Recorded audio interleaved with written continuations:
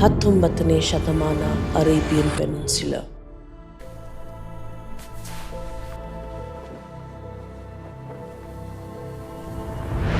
Persian Gulf ದಕ್ಷಿಣ ಭಾಗದಲ್ಲಿ ಇರೋ coast ಮರುಭೂಮಿ ಹಾಗೂ ಸಮುದ್ರ ಸೇರುವ ಒಂದು ಕಠಿಣವಾದ ಭೂಮಿ ಇದು. ಇಲ್ಲಿ ಜೀವನ ಈಸಿ ಅಲ್ಲ, ಪ್ರತಿದಿನ ಒಂದು ಹೋರಾಟ. ಈ ಪ್ರಾಂತವನ್ನು ಹಿಸ್ಟೋರಿಯನ್ಸ್ ಕ್ರೂಷಿಯಲ್ ಕೋಸ್ಟ್ ಅಂತ ಕರೀತಾರೆ. ಚಿಕ್ಕ ಚಿಕ್ಕ ಊರುಗಳು, ಬುಡಕಟ್ಟು ಪ್ರಾಂತಗಳು, ಫಿಶಿಂಗ್ ಮಾಡುತ್ತಿರುವ ಜನರ ಹಳ್ಳಿಗಳು, ಸೀಸನಲ್ ಆಗಿ ನಡೆಯುವ ವ್ಯಾಪಾರ ಜೊತೆಯಲ್ಲಿ ಸೇರಿದ ಒಂದು ವಿಭಜಿತ ಲೋಕ. ಪಶ್ಚಿಮದಲ್ಲಿ ಅಬುಧಾಬಿ, ನೀರು ಇರುವ ಭೂಮಿ, ಸ್ಟ್ರಾಂಗ್ ಆದ ಸ್ಥಳ, ಅಧಿಕಾರ ಅಲ್ಲಿ ಕೇಂದ್ರಿತವಾಗಿದೆ. ಉತ್ತರ ದಿಕ್ಕಿನಲ್ಲಿ ಶಾರ್ಜಾ, ಸಮುದ್ರ ವ್ಯಾಪಾರದಲ್ಲಿ ಆಗಲೇ ಮುಂದೆ ಇದೆ.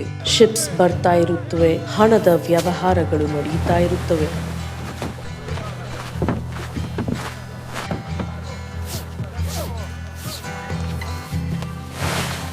ಆದರೆ ಈ ಎರಡರ ಮಧ್ಯೆ ಒಂದು ಚಿಕ್ಕ ನೀರಿನ ಚಾನೆಲ್ ಇದೆ.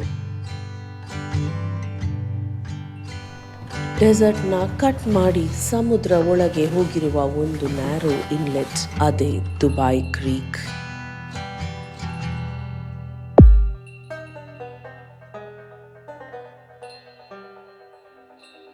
ಇವಾಗ ನಾವು ನೋಡುವ ದುಬೈ ರೀತಿಯಲ್ಲಿ ಇದು ಇಲ್ಲ. ಅಲ್ಲಿ ಬಿಲ್ಡಿಂಗ್ಸ್ ಇರಲಿಲ್ಲ, ರೋಡ್ಸ್ ಇರಲಿಲ್ಲ, ದೊಡ್ಡ ಆಸೆಗಳು ಕೂಡ ಇರಲಿಲ್ಲ. ಆ ಪ್ರದೇಶದಲ್ಲಿ ಹೆಚ್ಚು ಕಾಣೋದು ಪರಾಸ್ತಿ ಗುಡಿಸಲುಗಳು. ಜನರು ಕೂಡ ಬಹಳ ಕಡಿಮೆ ಇದ್ದರು, ಕೆಲವು ನೂರಾರು ಜನ ಮಾತ್ರ. ಜೀವನ ಇಲ್ಲಿ ತುಂಬಾ ಕಠಿಣ.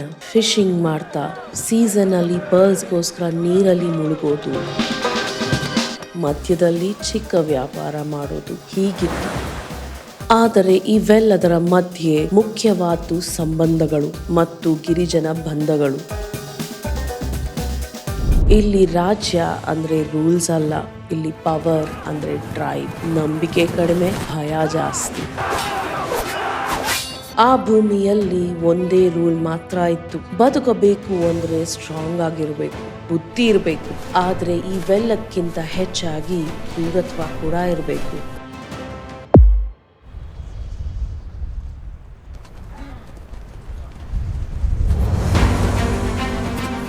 ಆ ಸಮಯದಲ್ಲಿ ಈ ಪ್ರಾಂತದಲ್ಲಿ ದೊಡ್ಡ ಭಾಗವನ್ನು ನಡೆಸುತ್ತಿದ್ದ ನಾಯಕರು ಅವರೇ ಬಾನಿಯಾಸ್. ಇವರು ಬರೀ ಒಂದು ಕುಟುಂಬವಲ್ಲ, ಪ್ರಾಂತದವರು ಕೂಡ ಅಲ್ಲ. ಇದು ಮೆನಿ ಟ್ರೈಬ್ಸ್ನ ಒಂದು ಕೂಡಿಕೆ ಅಂತ ಹೇಳ್ಬೋದು. ಒಂದು ಬಲವಾದ ಸಂಘ, ರಕ್ತ ಸಂಬಂಧಗಳು, ವಿವಾಹಗಳ ಮತ್ತು ವ್ಯಾಪಾರಗಳ ಮೂಲಕ ಸೇರಿದ ಕುಟುಂಬಗಳಾಗಿದ್ದವು. ಬಾನಿಯಾಸ್ನ ಪ್ರಭಾವ ಡೆಸರ್ಟ್ ಅಲ್ಲಿ ದೂರದವರೆಗೂ ವಿಸ್ತರಿಸಿತ್ತು. ಇವರ ಪ್ರಭಾವ ಡೆಸರ್ಟ್ಸ್ ಅಂಡ್ ಓಯಸಿಸ್ ನಡುವೆ ಈಗ ಯುನೈಟೆಡ್ ಅರಬ್ ಎಮಿರೇಟ್ಸ್ ಅಂತ ಕರೆಯುವ ಪ್ರದೇಶದಲ್ಲಿ, ವಿಶೇಷವಾಗಿ ಅಬುಧಾಬಿ ಸುತ್ತಮುತ್ತಲ ವಿಸ್ತರಿಸಿತ್ತು. ಈ ದೊಡ್ಡ ಸಂಘದಲ್ಲಿ ತುಂಬಾ ಮುಖ್ಯವಾದ 3 ಕುಟುಂಬ ಶಾಖೆಗಳಿವೆ.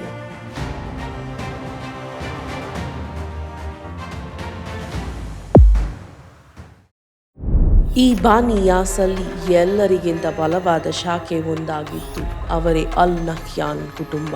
ಈ ಕುಟುಂಬ ಅಬುಧಾಬಿನ ಕಂಟ್ರೋಲ್ ಮಾಡ್ತಿತ್ತು. ಆ ಸಮಯದಲ್ಲಿ ಅದೇ ಈ ಪ್ರಾಂತದ ಮುಖ್ಯವಾದ ರಾಜಕೀಯ ಕೇಂದ್ರವಾಗಿತ್ತು. ಇವರ ಕಂಟ್ರೋಲ್ ಅಲ್ಲಿ ಪರ್ಲಿಂಗ್ಗೆ ಮುಖ್ಯವಾದ ಸಮುದ್ರ ಪ್ರಾಂತಗಳು ಇದ್ದವು. ಮರುಭೂಮಿಯಲ್ಲಿ ನಡೆಯುವ ಕ್ಯಾರವ್ಯಾನ್ ಮಾರ್ಗಗಳು ಕೂಡ ಇವರದ್ದೇ. ದುಡ್ಡು, ವ್ಯಾಪಾರ, ಪ್ರಭಾವ ಎಲ್ಲವೂ ಇವರ ಕೈಯಲ್ಲಿತ್ತು. ಅದೇ ಬಾನಿಯಾಸಲ್ಲಿ ಇನ್ನೊಂದು ಶಾಖೆ ಇತ್ತು, ಅವರೇ ಅಲ್ ಮಕ್ತೂಮ್ ಕುಟುಂಬ. ಆಧಿಪತ್ಯಕ್ಕಿಂತ ಹೆಚ್ಚಾಗಿ ಯೋಚನಾ ಶಕ್ತಿಯಿಂದ ನಡೆಯುವ ಜನರು. ಹೊರಗೆ ನೋಡಿದರೆ ಚಿಕ್ಕ ಶಾಖೆಯವರನ್ನೋ ತರ ಕಾಣಿಸ್ತಿದ್ರು, ಆದ್ರೆ ಒಳಗೆ ತುಂಬಾ ಗಟ್ಟಿಯಾದ ಕನೆಕ್ಷನ್ ಇದ್ದವರು. ಅಬುಧಾಬಿಯಲ್ಲಿ ಇರುವ ಅಧಿಕಾರದ ಜೊತೆ ಇವರ ಸಂಬಂಧ ತುಂಬಾನೇ ಗಟ್ಟಿಯಾಗಿತ್ತು. ಆದ್ರೆ ಇವರ ನಿಜವಾದ ಬಲ ಅದು ಬೇರೆನೇ ಆಗಿತ್ತು. ಯುದ್ಧವಲ್ಲ, ಮಾತು, ಸಂಜೋತ, ರಾಜಕೀಯ ಬುದ್ಧಿ, ಇವೇ ಕ್ವಾಲಿಟೀಸ್ ಇವತ್ತಿಗೂ ಇವರನ್ನು ನಡೆಸುತ್ತಿವೆ. ಸಿಂಪಲ್ ಆಗಿ ಹೇಳಬೇಕು ಅಂದ್ರೆ, ಇವರು ರೂಲಿಂಗ್ ಅಲ್ಲಿ ಇಲ್ಲದಿದ್ದರೂ ಕೂಡ ಗೇಮ್ ಅನ್ನು ಹೇಗೆ ಆಡಬೇಕು ಅಂತ ಗೊತ್ತಿದ್ದವರು. ಈ ಎರಡು ಶಾಖೆಗಳು ಅಲ್ ನಹ್ಯಾನ್ ಅಂಡ್ ಅಲ್ ಮಕ್ತೂಮ್ ಮಧ್ಯೆ ಇನ್ನೊಂದು ಮುಖ್ಯವಾದ ಲಿಂಕ್ ಇತ್ತು. ಇವರು ಅಲ್ ಫಲಾಸಿ. ಚರಿತ್ರೆ ಪ್ರಕಾರ ನೋಡಿದರೆ ಅಲ್ ಮಕ್ತೂಮ್ ಅಂತ ಕರೆಯುವ ಕುಟುಂಬ ಕೂಡ ಅಲ್ ಫಲಾಸಿಯಿಂದಾನೇ ಹುಟ್ಟಿತ್ತು. ಅಂದ್ರೆ ಒಂದು ರೀತಿಯಲ್ಲಿ ನೋಡಿದರೆ ಇವರು ಬೇರೆ ಅಲ್ಲ, ಒಂದೇ ಮೂಲದಿಂದ ಬಂದ ಜನ.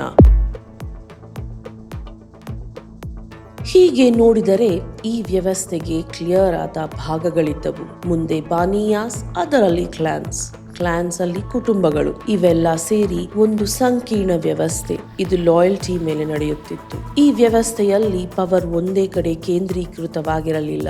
ಅದನ್ನ ಹಂಚಿಕೊಳ್ತಿದ್ರು, ಅದರ ಬಗ್ಗೆ ಕೂತು ಮಾತನಾಡುತ್ತಿದ್ರು ಅಂಡ್ ಬ್ಯಾಲೆನ್ಸ್ ಮಾಡ್ಕೊಳ್ತಿದ್ರು. ಈ ಸಮತೋಲನೆಯ ಮೇಂಟೆನೆನ್ಸ್ ನಲ್ಲಿ ಮುಖ್ಯವಾದ ಪಾತ್ರ ಇದ್ದದ್ದು ವಿವಾಹ ಸಂಬಂಧಗಳಲ್ಲಿ, ಟ್ರೈಬಲ್ ಅಗ್ರಿಮೆಂಟ್ಸ್ ಅಲ್ಲಿ ಅಂಡ್ ಮುಖ್ಯವಾಗಿ ಪರ್ಸನಲ್ ಲಾಯಲ್ಟಿಯಲ್ಲಿ. ಈ ಸಿಸ್ಟಮ್ ಅನ್ನು ಮೇಂಟೈನ್ ಮಾಡೋದು ತುಂಬಾ ಕಷ್ಟವಾಗುತ್ತಿತ್ತು.